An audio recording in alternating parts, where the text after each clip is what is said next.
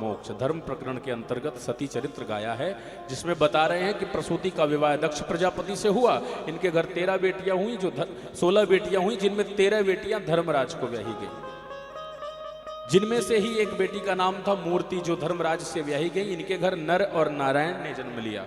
महाराज जो भगवान के ही अवतारी हैं। इसके बाद 3 और बेटियां बची 13 बेटियों के बाद। तो महाराज 3 बेटियों में से एक बेटी जिनका नाम अग्नि है, स्वाहा है, हरिशरणम, जिनका नाम स्वाहा है, स्वाहा का विवाह अग्नि देवता से किया गया। एक बेटी स्वधा है, स्वधा का विवाह पितरों के साथ किया गया। एक बेटी सती हैं, सती का विवाह भगवान शिव से किया गया। पर इनका कोई वंश आगे नहीं चला। क्यों भाई? परीक्षित ने प्रश्न कर दिया भगवान सुखदेव से, ऐसा क्यों महाराज? तो कहा सती ने अपना शरीर अपने पिता के यज्ञ में जाके छोड़ दिया था, इसलिए इनका आगे कोई वंश नहीं चला। भगवान शिव का चरित्र थोड़ा सूक्ष्म में यहाँ सुनाया कि जब प्रजापतियों का नायक बनाया गया है प्रजापति दक्ष को, तो सम्मान समारोह रखा गया, जिसमें सभी देवों को बुलाया गया। प्रजापतियों ने बुलाया, अध्यक्ष साहब प्रजापति दक्ष ही थे उसमें। दक्ष महाराज थोड़ा विलंब से पहुंचे, वहां ब्रह्मा विष्णु महेश भी बैठे थे, सारे प्रजापति देवादिदेव सब बैठे हुए हैं, देव महादेव इत्यादि। जैसे ही प्रजापति दक्ष आए, सबने सम्मान में खड़े होकर अभिवादन किया। तो दक्ष प्रजापति ने ये नहीं देखा कि किसने अभिवादन किया खड़े होके। दक्ष प्रजापति ये देख रहे हैं कि किसने मेरा सम्मान में खड़े होके मुझे अभिवादन नहीं किया, सम्मान नहीं दिया। तो 3 लोग दिख गए, ब्रह्मा जी, विष्णु जी और महेश। भगवान शिव कहा चलो, विष्णु जी ने प्रणाम नहीं किया, खड़े नहीं हुए मेरे अभिवादन में, कोई बात नहीं, क्योंकि मैं ब्रह्मा जी का बेटा हूं और ये तो रिश्ते में दादाजी लगते हैं। दादाजी नाती पोते के आने में ना खड़े हों तो बड़ी बात नहीं है, और नहीं भी खड़े होना चाहिए, यही मर्यादा है। फिर कहा जो बीच में बैठे हैं तो चतुरानन ब्रह्मा हैं, इन्होंने तो मुझे जन्म दिया है, अब पिताजी नहीं उठे तो कोई बात नहीं। पर जो तीसरे नंबर में है ये भोले भंडारी शिव हैं, और शिव तो मेरे जमाई हैं, ये क्यों खड़े नहीं हुए? तो अभी सम्मान में सोच रहे थे, अब अपमान में बोलने लगे। कहते हैं इसको देखो तो सही, कैसा है, इसे समाज में बैठने का ज्ञान नहीं, ये तो जमाई है, और जमाई तो पुत्रवत होता है, ये मेरे पुत्र जैसा ही है, और इसने मेरे सम्मान में खड़े होकर अभिवादन नहीं किया। आग बबूला हो गए। और महाराज आग बबूला होके उल्टी सीधी कहने लगे। एक मर्यादा है सभा की, जब सभा में अध्यक्ष साहब को विशिष्ट अतिथि के रूप में अध्यक्षता दी जाती है, तो सबसे पहले सामान्य गणों को बोलने का अवसर दिया जाता है, और अंतिम समय अध्यक्ष साहब का वक्तव्य रखा जाता है कि इनके भाषण के बाद फिर सभा का उपसंहार। परंतु सभापति जी आते ही बोलने लगे महाराज, तो सब चौंक गए कि ये क्या उल्टा रीति चल गई। सभापति जी खड़े हुए और चिल्लाने लगे, महाराज ध्यान रखना, सभा में जो बैठने का अधिकारी ना हो उसे समाज में बिठाना नहीं चाहिए। अब सब एक दूसरे को निहारने लगे कि समाज में ऐसा कौन है जो समाज में बैठने लायक नहीं। अरे बैठने उठने का ढंग नहीं, खाने पीने का ढंग नहीं, पहनने ओढ़ने का भी ढंग नहीं, किसी को भी उठा के बिठा लिया। सब आपस में देखने लगे महाराज, मन में सोच रहे हैं इसमें शिष्यताम प्राप्त हो, ये तो मेरे पुत्रवत भाव में है, मेरा जमाई है, और इसने मुझे सम्मान नहीं किया। आग बबूला होके अब शब्द कहने लगे, गृहीत्वा मृग सावाक्षा पानी मरकट लोचना।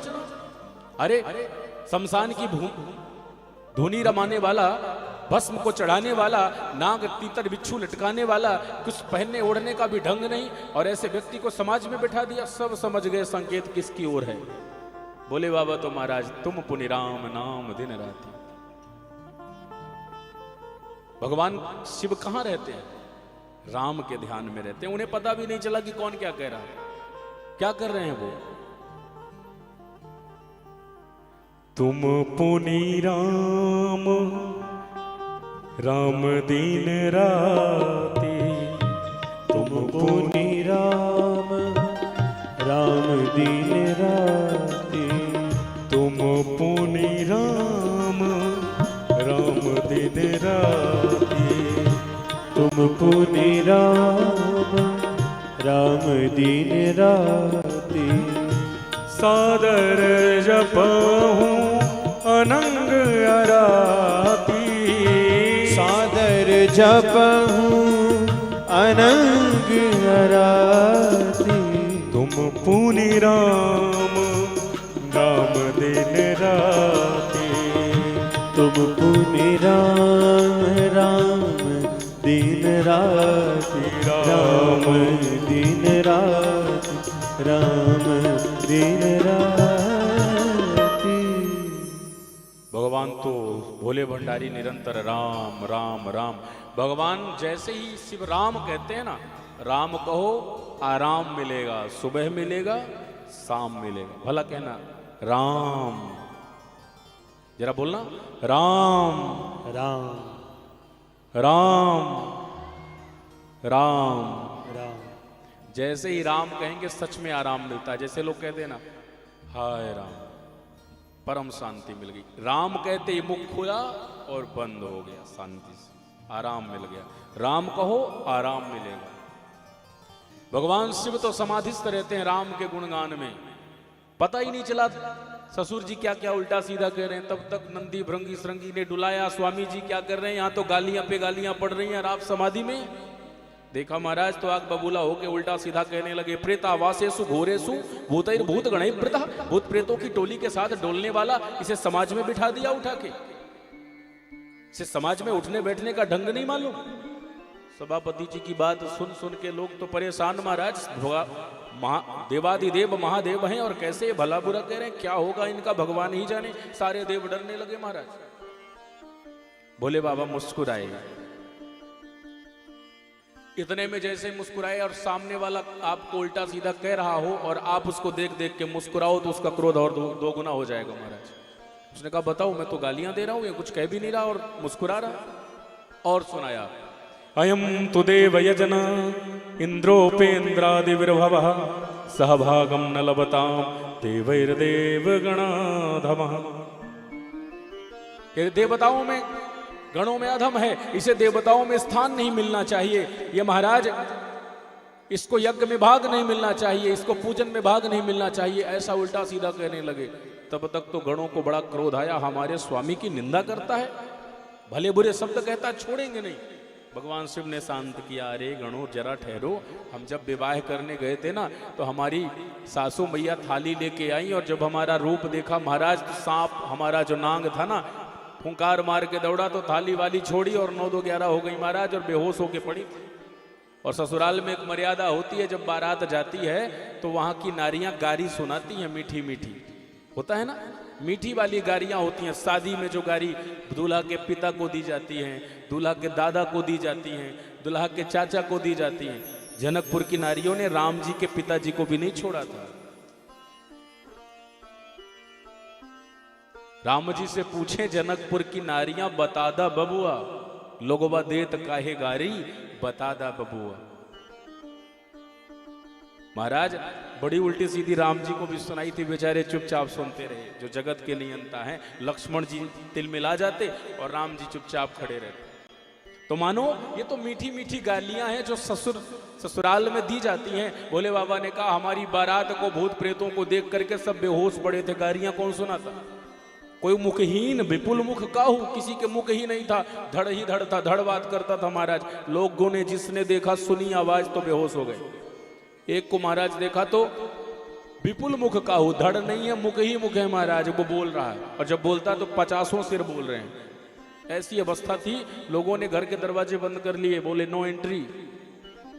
तो कौन गालियां देता, तो महाराज मानो हम ये सोच रहे हैं हमारी ससुराल में थोड़ी रिवाज अलग होगा।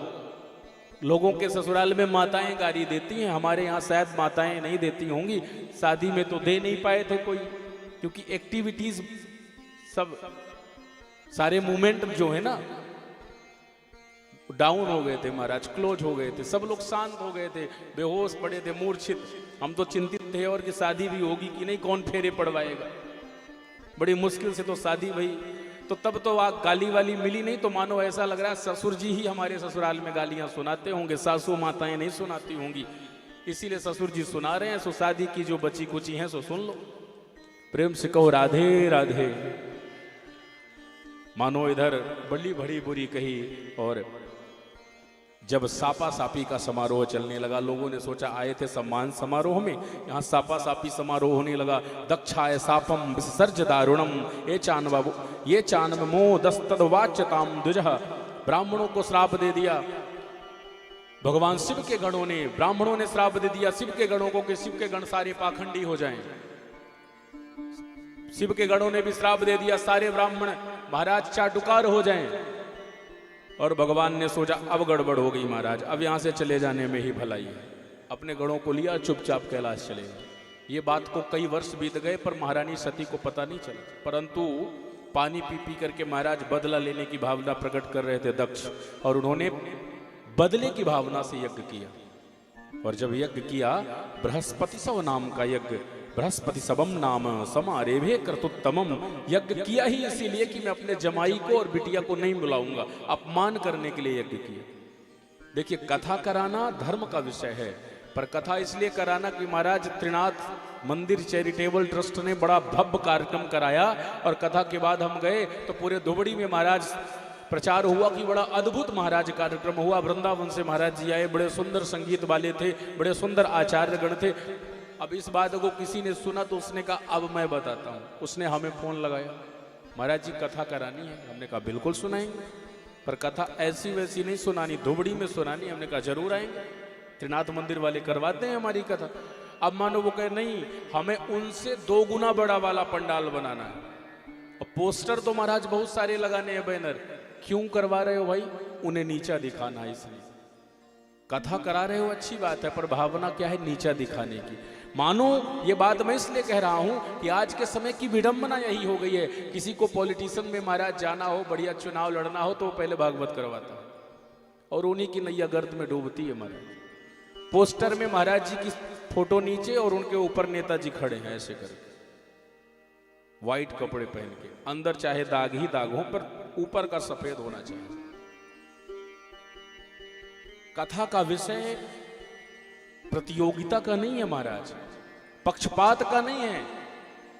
कथा सत्संग है, और सत्संग बड़े अद्भुत भाव से ही लिया जा सकता है, ना कि ऊंच नीच की भावना से, कम ज्यादा की भावना से। इसलिए याद रखिए, भगवान शिव को ही नीचा दिखाने के लिए जब बृहस्पति सब यज्ञ किया, सबको आमंत्रित किया, भगवान शिव को नहीं बुलाया। और हुआ क्या, जब इस यज्ञ में हट करके महारानी सती गई और अरुद्र भागम तम अवेद्य चाक्षुरम, महाराज पित्रा च देवे कृत हेलनम विभो, पिता को भला बुरा कहा आज के बाद यदि किसी ने दक्ष कुमारी कह दिया तो मेरा जीवन जीना निरर्थक हो जाएगा। इसलिए अब मैं तुम्हारे द्वारा जो प्राप्त कलेवर है, इस कलेवर का त्याग करती हूं। तुमने किससे द्रोह किया? यद द्वैक्षरम नाम निरे गिरे ऋतम नृणाम सकत प्रसंगादगमासु हंति तत्, तुमने शिव से द्रोह किया है। शिव शब्द का अर्थ होता है कल्याण, शिवम कल्याणम। तुमने जो कल्याण करने वाले हैं उनसे द्रोह किया, इसलिए तुम्हारा कभी कल्याण नहीं होगा।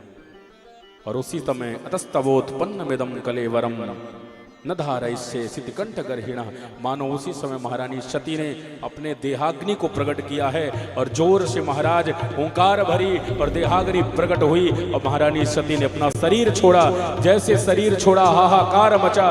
नंदी भृंगी श्रृंगी आदि को जाकर के महाराज पता चला, जाकर के जैसे ही बताया है वहां नारद जी महाराज की सूचना मिलते ही भगवान शिव क्रोधित हुए हैं। मेरी महारानी सती ने शरीर छोड़ दिया, जटाएं उखाड़ी, जमीन में पटकी। वीरभद्र नाम का पुरुष प्रकट हुआ। जब चलता है तो मानो भूकंप आ जाएगा। जैसे ही गया धरती डगमगाने लगी, महाराज बवंडर उड़ने लगा।